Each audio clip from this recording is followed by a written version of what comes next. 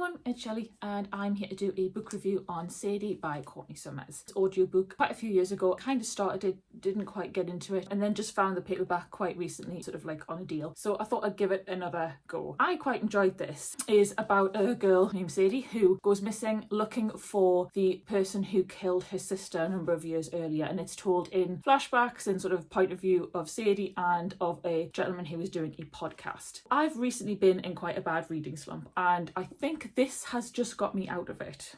I can't be quite sure, but I think it has. So I quite like the idea of the whole podcast thing. The podcast part of it was probably my favourite part of it. It was quite interesting. It was very sort of, if you like true crime, it came across as very much a true crime documentary kind of style. A few bits I wasn't keen on. I've kind of come to discover that I don't like the trope where somebody pretends to be somebody else. That kind of happens in here, but it's not for very long. Didn't really enjoy those chapters, but it was good. I have to say it was like a really quick read. I think once I got the audiobook and I started listening to it with this, it became sort of a couple of days by the time I'd finished it. It didn't take me very long. It was very, very good. I thoroughly enjoyed it. So if you like the kind of podcast storyline, if you like thrillery types, if you like sort of a unraveling kind of mystery, this would be a really good choice. Gave this, I think, about a 3-star. Definitely enjoyed it. I haven't picked up anything else from Courtney Summers, so I definitely will in the future, seeing as I did thoroughly enjoy this. Not really much to sort of say in terms of negativity. Like I say, I didn't quite like the trope, but that's my thing. The audiobook did have like an extra bit at the very end, which didn't dislike, but kind of took away from the sort of ending of this. It kind of made it like another sort of level of the ending, which is fine, but it took away kind of what this was meant to be as an ending, but did still like it.